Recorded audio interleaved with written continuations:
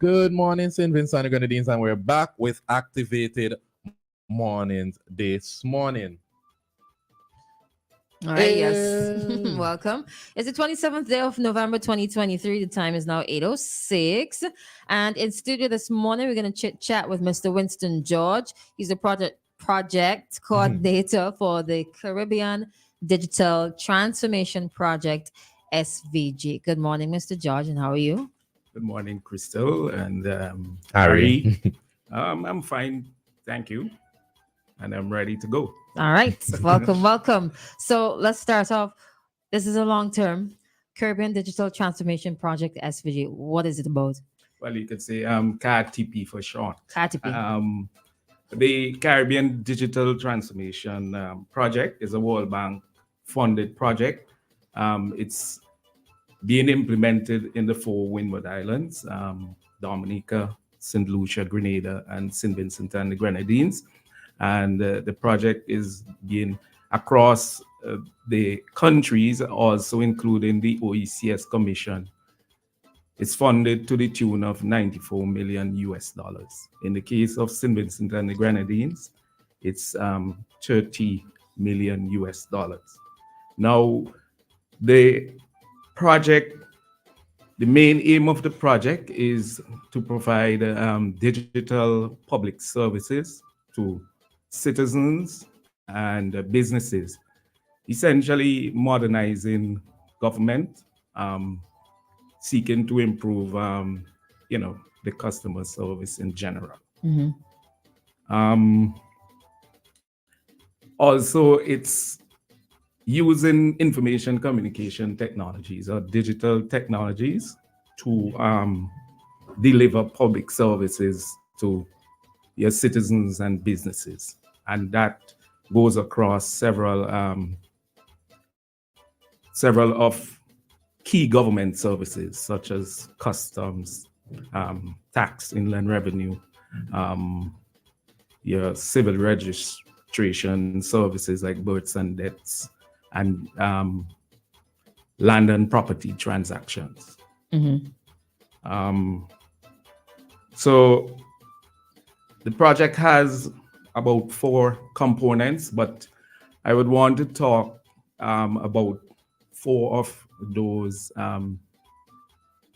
key items under the project. So we are looking to upgrade the civil registry. The civil registry addresses births and deaths registration, as well as marriage and so forth. And we are looking to integrate that with a unique identifier database that allows for vetting and verification. So most services, for you to transact services, whether in the public or private sector, you need to identify yourself. You agree with me? Right. So the birth certificate is the base document for identification. So for you to get a passport, you have to get a birth certificate. For you to get a voter's ID, you have to get a birth certificate. So essentially, we are looking to upgrade the civil registry and to also bring those services online to allow for birth registration online or even at the bedside, and also for death registration. Now, that civil registry system, we hope also will be linked to the health information system. So as a child is born, they are recorded in the system, and they are assigned a unique identifier. Now, when they move from birth to other activities, life events, so they may enter school and you need to register them, you have that unique identifier that identifies them as them. And then they move on to the place where they might get a passport, or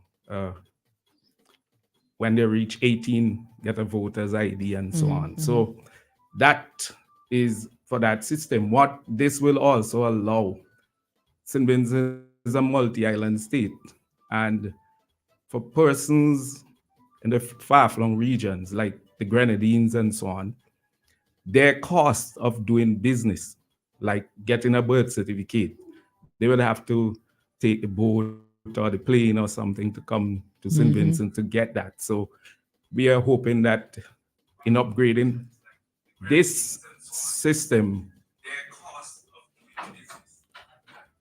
Well, this system will ease the burden for them in the Grenadines. Secondly, we are looking at a tax information management system, a new one. And this tax information management system will allow for online filing of taxes and also payment services such as the payment of or renewal of your driver's license and so. So we allow that to be done online as well. And just to say, in the implementation of the project, we have received bids for that new tax information management system, and hopefully by the end of the first quarter next year, we will implementation. I just want to backtrack a bit. This project commenced in 2021. A lot of these things. Thirdly, yes, before I jump on to the next big item, the implementation of a new tax information management system. If we begin in the first quarter of next year, will take us about two years to implement that system. However, what we are doing currently, there is a tax information management system, an old one. It has been in place for 25 years. We are looking to put on that a front end for tax filing, e-filing, and also for e-payments. The government internally, part of the project is to have a government e-payment platform, right? And that platform will allow for persons to make payments to the government as well as the government being able to make payments to persons.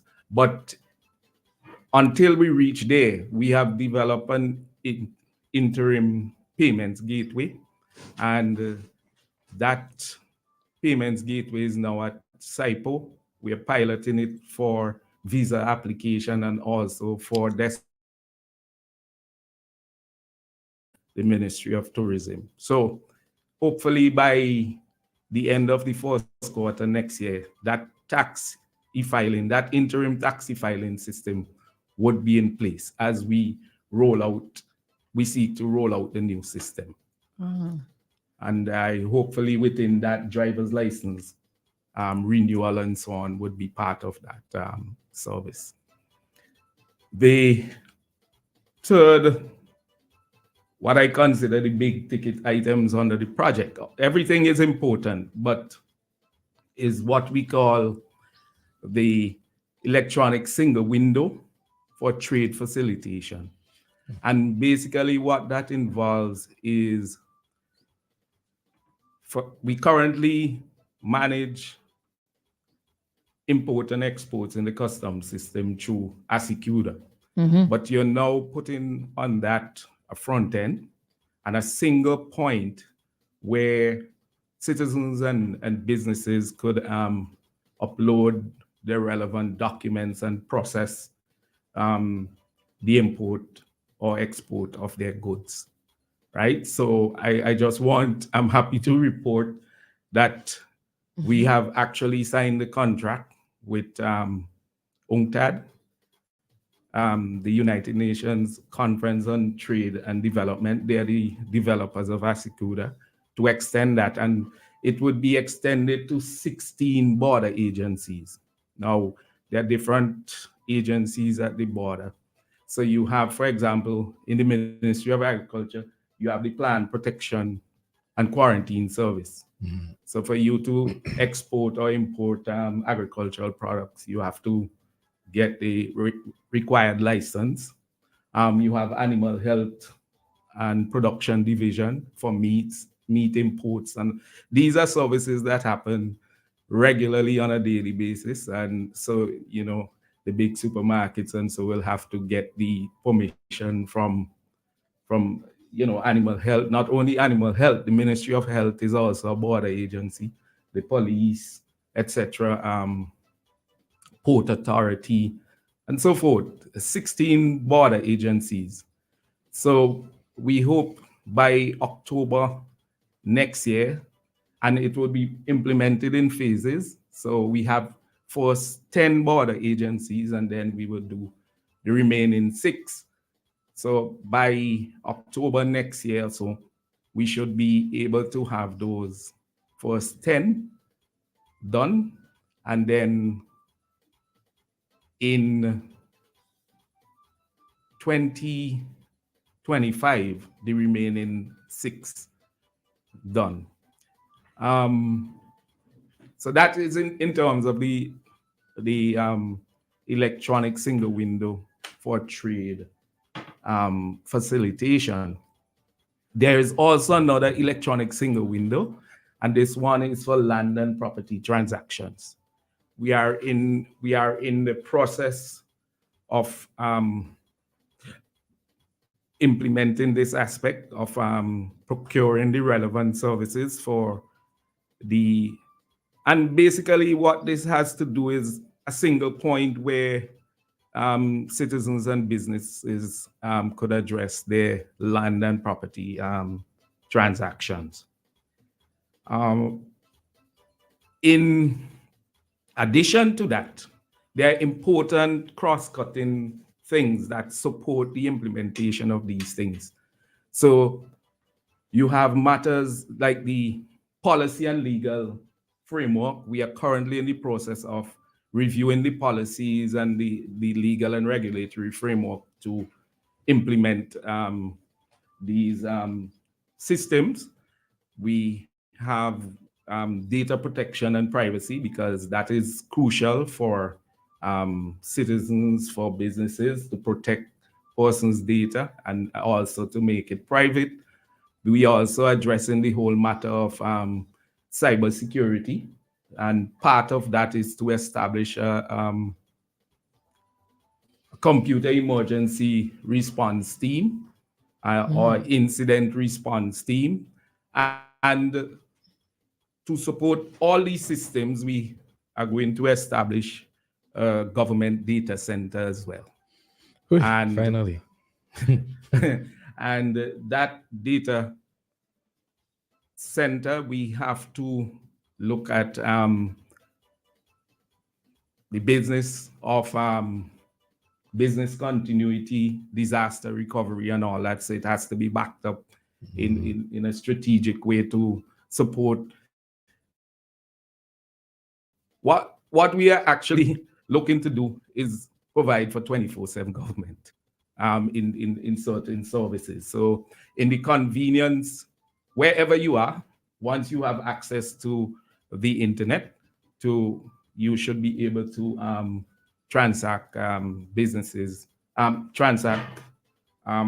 with the government. Oh, that was a lot. Yeah, a lot of That was necessary, a a lot. lot of necessary improvements. I have been in contact with SIPO. I noticed they actually had a sign that says visa transactions. Right. So that's really cool. You said 2025 is the end of the project, right? No, 2026, June 2026. Oh, this is a long project. Yes. June That's what, 4 2026. years? And it started in June of 2021. 5 years. Oh, Yes, A it whole started. term. I thought So- it started this year. Okay. So we Start promoting it more this year. Oh, Start we hearing have it. we have been laying the groundwork. So we are at the point now of implementing a lot of the big systems. Mhm. Okay, that single identifying number.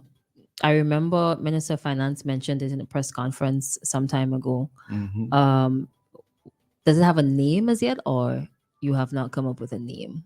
It's essentially a unique identifier. What it does, it identifies you. So for us to transact business services, whether in public or private, go to the bank, they always ask us for an ID, right? And what we are doing basically is using the technology to enhance the efficiency of that whole process. There are persons, for example, MoneyGram, I believe, sometime back was requesting 2 or so different pieces of ID. I still do. Your money. Money transfers. Yeah, It's not MoneyGram. Western Union and Western MoneyGram, Union. both of them. Both yeah, of them. Both of Both them. of them. Max. right. Yeah. So essentially, that database, for me, I have a passport, I have my voter's ID. You want to renew your passport after 10 years, they will ask you for a new birth certificate,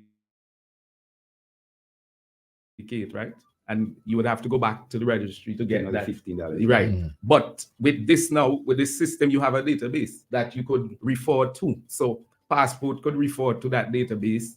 All you do is show one piece or something of an ID. And given the technology, and everybody has a smartphone, you may very well have a QR code that shows your credentials and be able to transact business and not necessarily walk with the card. But that is the possibilities that the digital technologies offer. All right. What is expected of the public at this time? Well, we are in the process of the radio, and we hoping to go to different parts of the country. We would like to get persons' feedback on the services as we seek to improve the input of the public in helping us to guide and shape the services that we intend to bring to the public would be very important. Let me say, a pleasant good morning to everyone. This is Gerald Thompson. Morning, Doc. Mr. George had me at hello. I was listening and coming in a little late. He had me at hello. I remember him and pulled him in from the Ministry of Agriculture. We saw that he was a skillful community agriculture, as well as he understood elements of IT. But we several projects, some e-government projects, putting down some infrastructure under the streets of Kingstown. There's fiber on the Kingstown, stretching out all the way around St. Vincent and the Grenadines. That is now allowing the whole transformation of this digital transformation project. George is the one, Winston George and his team did that. And building a house, you got to build the foundation, and you spend a lot of time doing the foundation. Now you're seeing the blocks running up and the roof going on and all those sort of things. And I am pleased. I mean, I saw the eyes of Christal opening wide. And I saw Ari with an unusual smile on his face. And I know that other people who are listening also have that feeling. All these sort of things coming. Clearly, people are going to be a little concerned about two things, I would say. The security, and when you dig a little deeper into that, because on one hand, things are done easier, and then with the security. And the second thing, you got to touch on this nagging issue about payment system, PayPal, and businesses being able to pay and so forth. There's supposed to be some piece of legislation and so coming on those two aspects. So we have to take a break. Yes, before you answer, we actually have to stop at what time? Well, should be now, and we We're going come back over time. with quotes, and then we could wrap up the interview. Yeah, right, okay. All right. So we got about what? Yeah. We'll take a break now. So we'll take a break. Have the discussions with coach, and then we come back to the CARTP. Digital transformation project. The digital transformation project conversation. So we'll be right back. St. Vincent and the Grenadines.